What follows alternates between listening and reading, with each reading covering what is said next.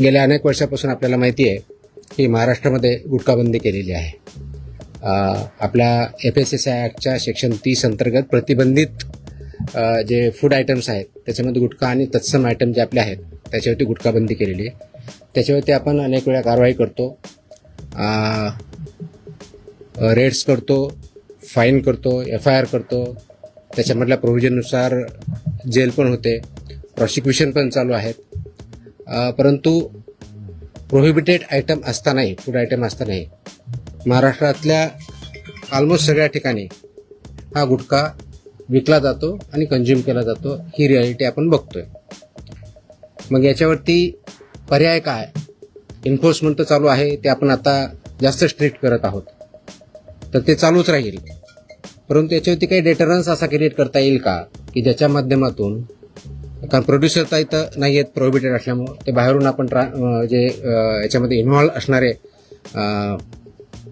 Businesses आहेत, business persons आहेत, transporters आहेत, रिटेलर्स, होलसेलर्स, सेलर्स, हे त्याच्यामध्ये इन्व्हॉल्व आहेत. त्या प्रकारचं रॅकेट आहे आणि ते जर उद्ध्वस्त करायचे तर आपल्याला खूप मोठ्या प्रमाणात स्ट्रॉंग स्टँड घेणं हे गरजेचं आहे.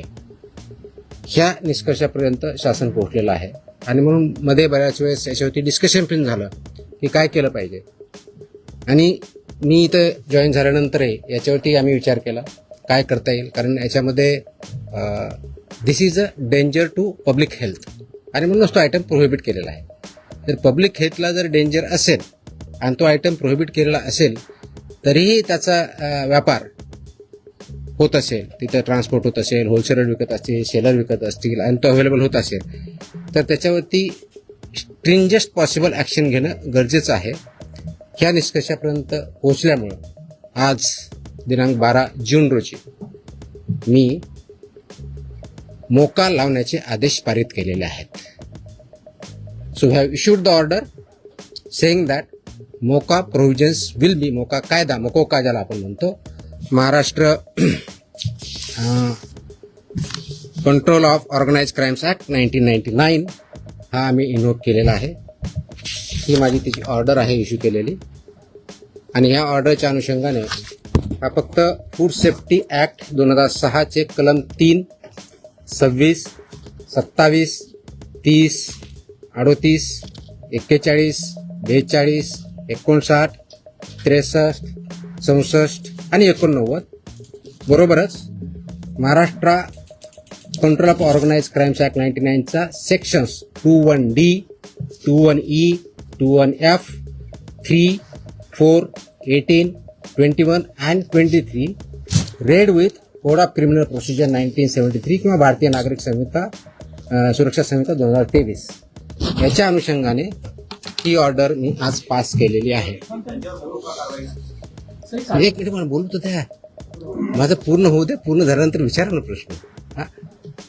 सो ही कारवाई करताना हे प्रोव्हिजन्स आहेत.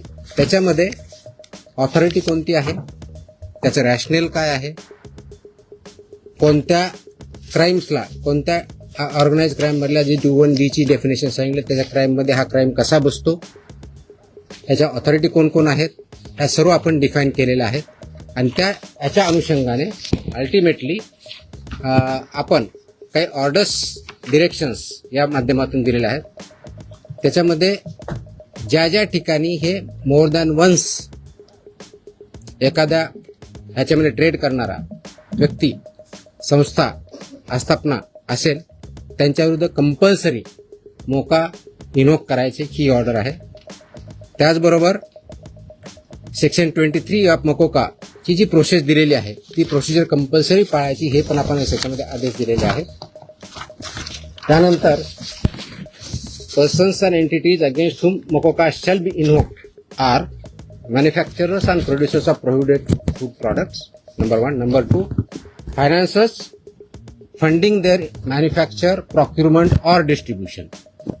Number 3, interstate and intrastate suppliers and commission agents. Number 4, transporters and vehicle operators, including agents who book or arrange transport. Number 5, godown operators, warehouse owners and store managers who knowingly store such products. 6th, wholesale dealers and distributors. Seventh, sub-dealers and semi-wholesaler agents. Eighth, retail sellers forming part of an identified organized network. And nine, any other person who knowingly facilitates, abets, conceals or assists any of the above. त्या इतक्या जणांविरुद्ध मोकोका वापरायचे ह्याच्यामध्ये आदेश आपण केलेले आहेत.